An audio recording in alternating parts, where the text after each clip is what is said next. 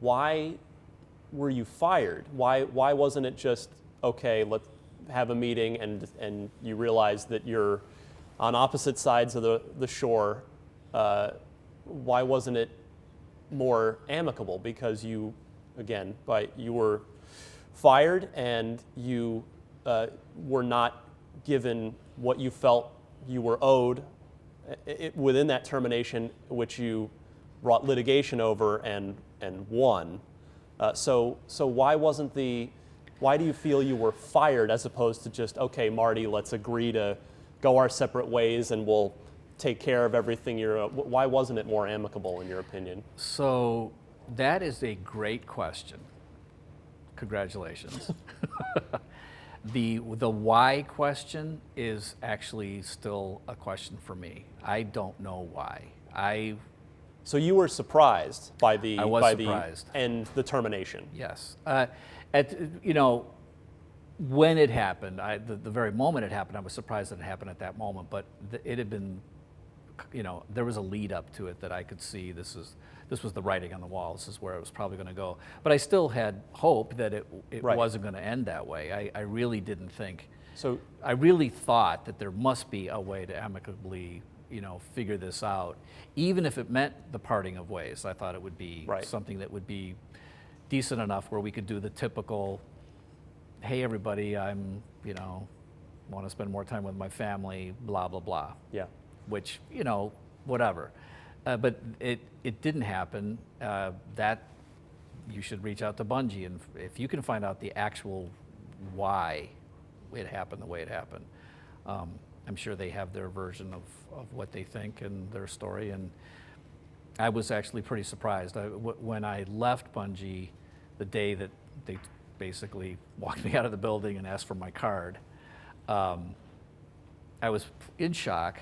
But I was told, hey, don't worry, we're going to call you over the weekend and we'll come up with a way of talking to the public. By that time, I had already had lawyers because some conversations had been happening and it involved legal people. Right.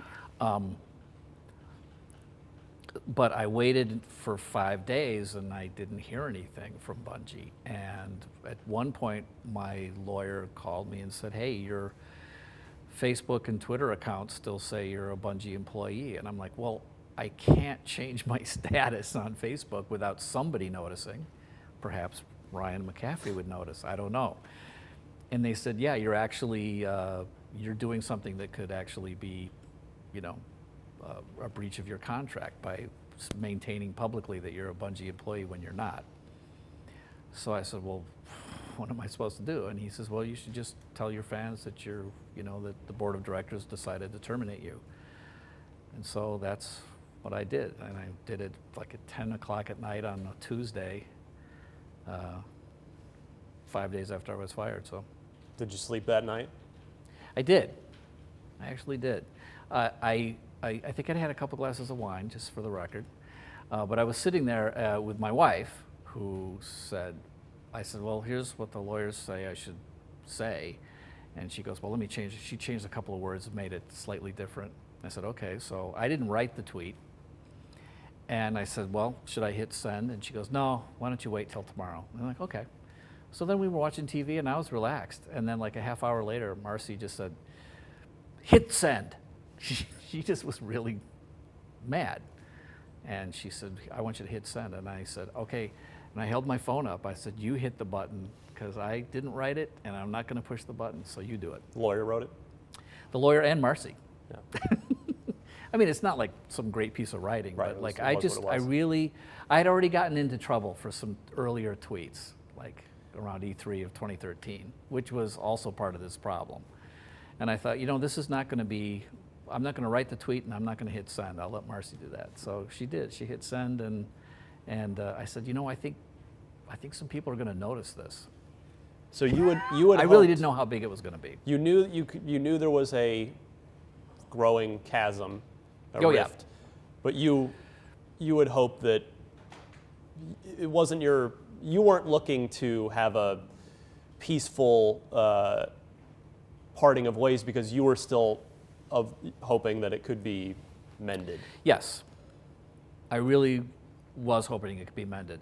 Now, it's quite possible that it couldn't be mended, and I was just, you know, a thorn in the side of finishing Destiny. You know, maybe I just wasn't as good of a leader and helper at that point because we were on such different sides. So I'm not saying that it wasn't the right thing for us to part ways. It probably was. I just don't think it was done in the best way. And it was rough because I'm still friends with a bunch of people there, Sure. and these were my friends. As a matter of fact, I haven't told anybody this either, but so you get to know this. You're such a good interviewer. This is amazing. A few months later, before Destiny came out, I actually, for other reasons, but I got an actual call on my phone while I was driving my car, and it was Paul. And he goes, "Oh, Marty, how you doing? I've heard some rumors." And I'm like, yeah, it's true. Sorry, Paul. Things aren't good. I mean, I'd already publicly had gone around that I was gone from Bungie. And so I just sort of apologized. He goes, "Oh, yeah," he goes, "I know it's like, it's tough. I just want you to know you and I are still good. It's all great." And I said, "Well, thanks for the call." We talked for a while. And then he said, "Yeah, I'm sure this is tough because, these guys were your mates." And I said, "Yeah, Paul, it feels like the band breaking up." And then I realized who I was talking to. Oh, yeah, whoops. So I thought, well, I'll fix that. You know how that is, Paul. And I thought, oh, gosh, that's even worse. But he was really gracious. He says, "Oh, yeah, I know how that is. Yeah, it's tough. It's like these are your friends." And, so he was really gracious, and it was a wonderful conversation to have with Paul. But yeah, it did feel like it felt like a band. And I've been in many bands, and bands break up. Yeah. And it's never good. So, but if there was, why do you think you weren't? I'm going to move on soon, I do promise. But I mean, why make it that seemingly personal and? I'm only on my side, and I only know my side of the story. Right. And if you read the documents, I think you see that the judge found in my favor and thought it was on the basis of good faith and fair dealing. It wasn't the right thing to do, and it wasn't fair. And Right.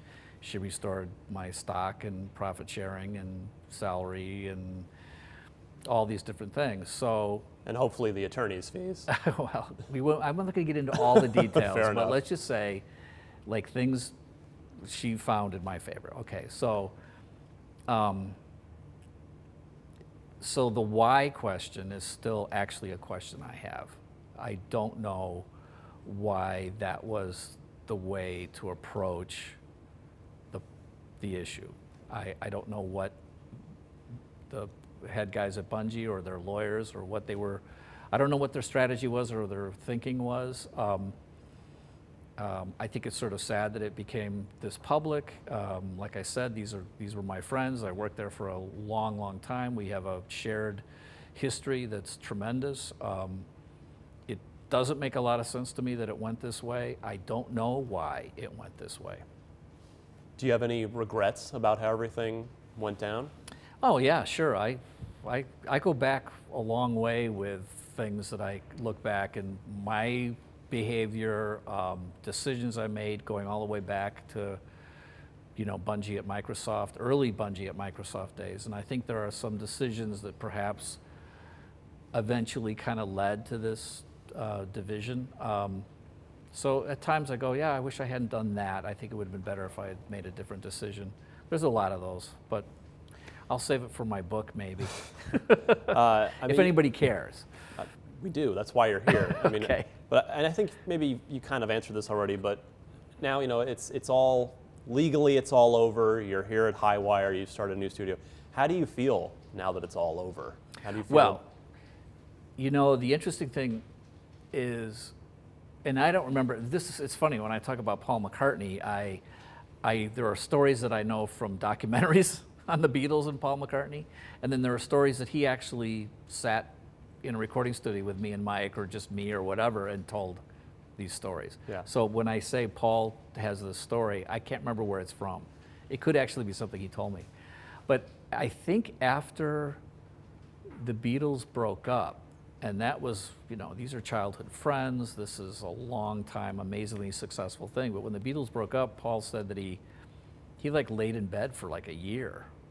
And then he just decided, well, wait, I'm not going to let this just, wreck the rest of, what was he? He was like 27, 28 years old. I mean, he had a whole lifetime ahead of him. But Jamie Griesmer, who had left Bungie earlier, knew that I was on the verge of leaving Bungie. And he was the first guy to come up. He like drove to the house, and we had met for lunch, but he came right up to our house and had dinner with Marcy and I, and he was great. He was just like, this is going to be devastating. He knew it because he had gone through it. He's actually probably gone through it more than I have, actually.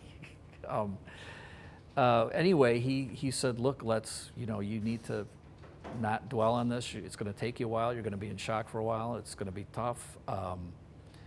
But hey, in the meantime, let's talk about starting something. Yeah. And that was a huge shot in the arm for me, because it was like, as distracting as it was to go through the year and a half of arbitration, which is really just a trial, and depositions and meetings with lawyers and meetings with more lawyers and more, it just went on and on. But during that period, Jared and Jamie and I got together and said, let's start something new. And it was really great for me to have a whole different side of my brain that could work on what can we do that's new, what can we do that's interesting, how can I still do creative stuff, and compartmentalize a little bit.